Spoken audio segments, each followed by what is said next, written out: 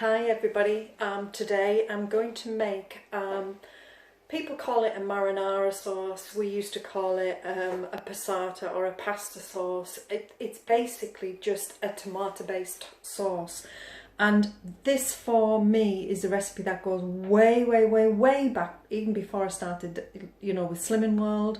It was a recipe Graham used to make for the kids when they were really little. And the reason he made it was because Molly was not keen on tomatoes. Anything tomato based, she was just, no. She would eat anything apart from things like that tomato based sauce in spag bol or, in chili and things like that. So what he did was take that sauce and make it into a sweeter version, if you like, because I think that's the problem with these tomato-based sauces that the kids are not so keen on. It's too tart for them. And then we add loads and loads of sugar to it, and it just kind of defeats the object, or sweetener, which again is a bit... So what I'm going to do today is I'm going to make a marinara sauce, or a passata sauce, or a pasta sauce, or whatever you want to call it, or a pizza sauce. It will go across anything. This is a base, it's just a base sauce that you can use for lasagna, for spaghetti bolognese, for chili, for pizza, for anything. And it works really well, and this is what we used to do for the kids and they loved it, so I know it works. Today is just a case of me documenting it because obviously the kids are grown up now and Graham just plows this out when it's needed. So let me show you what I've got on my board so far.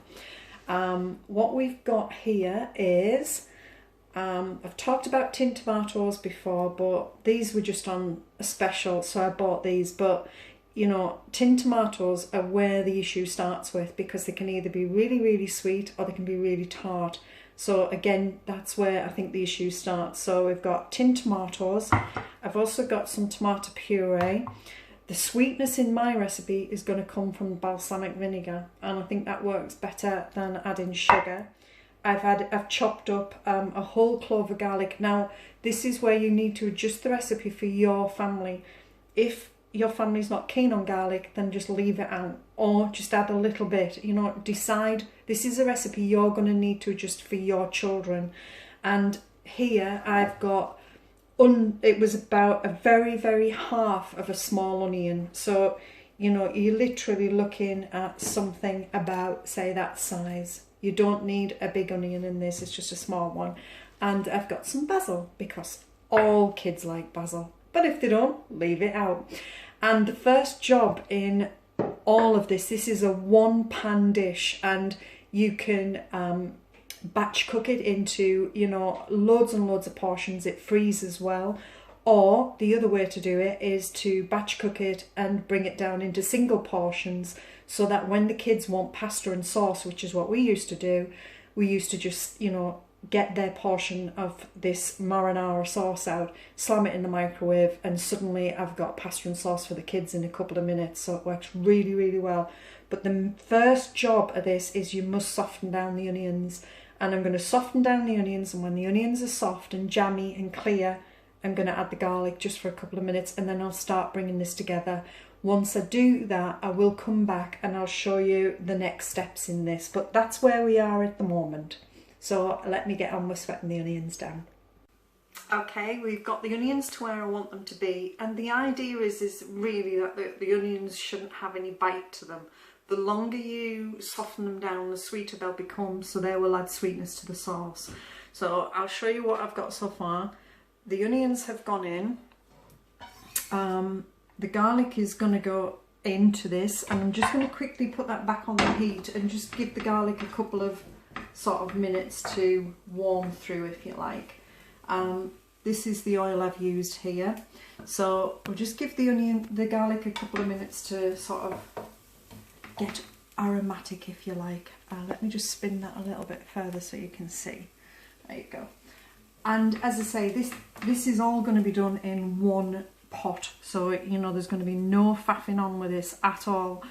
How much basil you want to add is entirely up to you. I've got like a small handful, so that's what I'm going to add to this dish. And this is all going to end up being blitzed into a smooth sauce, so don't worry about things too much. What I'm going to do next is add the tomatoes. Love the sizzle. Add the basil.